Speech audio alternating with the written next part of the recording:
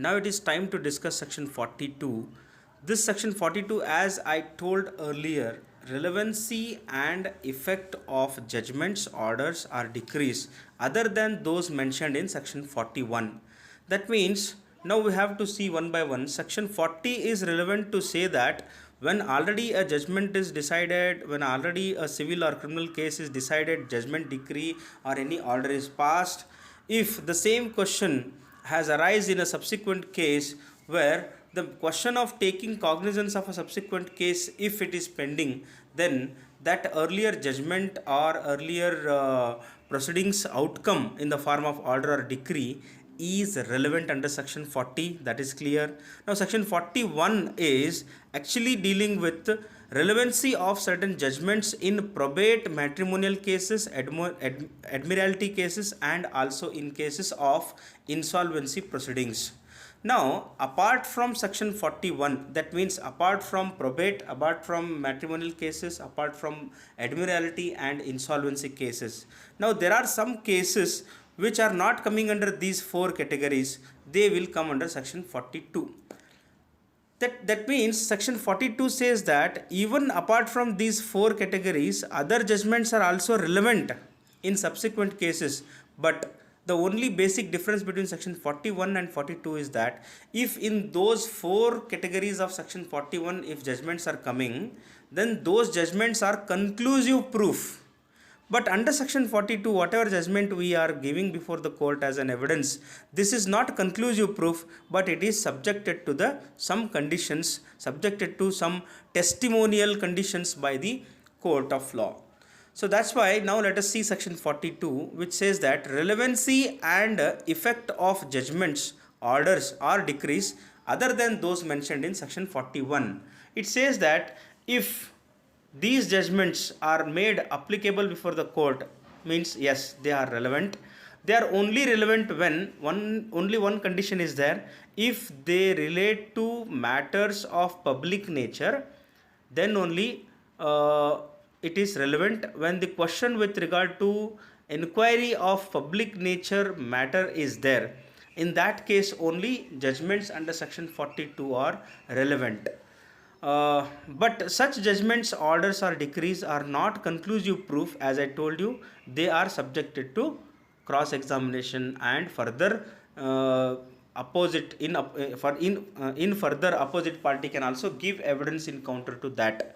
That's why section 42 judgments are not conclusive proof.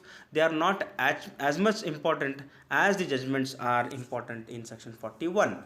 So one illustration will clarify the entire section 42 is that when A has filed a case against B for trespass in his land, B alleges that he has a public right of way over the land of Mr. A, for which A has denied any existence of such right to way in his land to B. When B produces certain document, that is judgment passed in a case filed by A against C, means some other person, wherein the same question had arisen with regard to existence of a public right.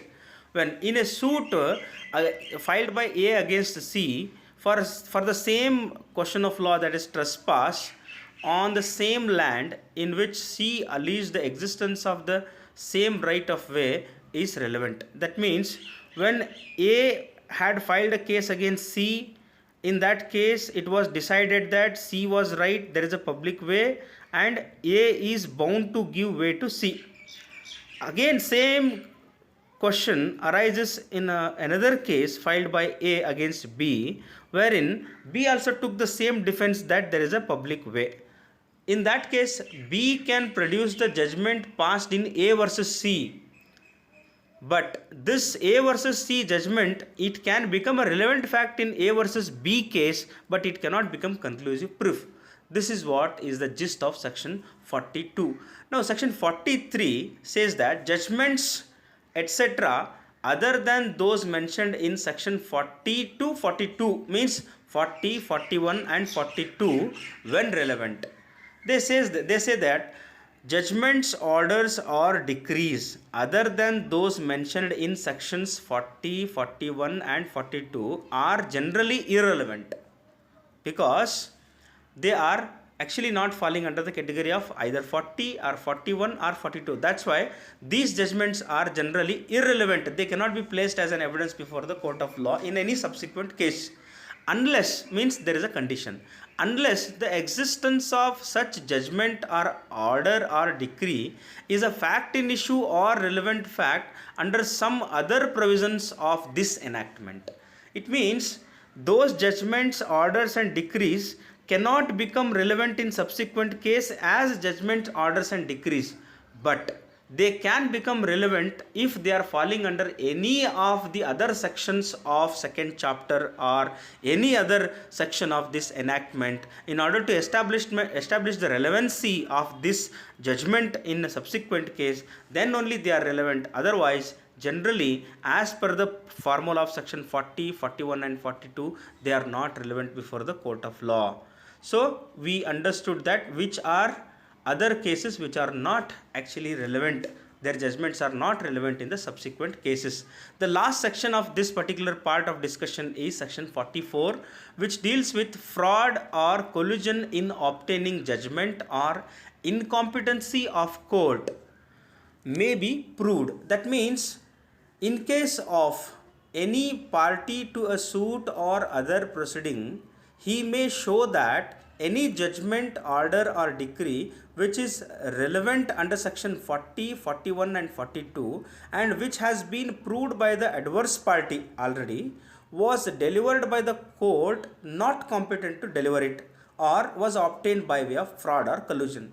This gist of section 44 is very clear that whenever any judgment is produced by one party as an evidence in the subsequent case under section 40, 41 and 42, such judgments, such evidence in the form of earlier judgments can be countered by other party, telling that either that judgment was not passed by the competent court, or in that case the parties have played fraud on the court itself to secure that decree or judgment.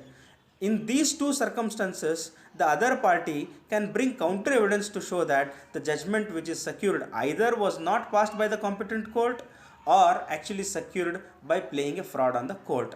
This is what is a comparative analysis between section 40, 41, 42, 43 and 44. This particular part is completed. Thank you so much.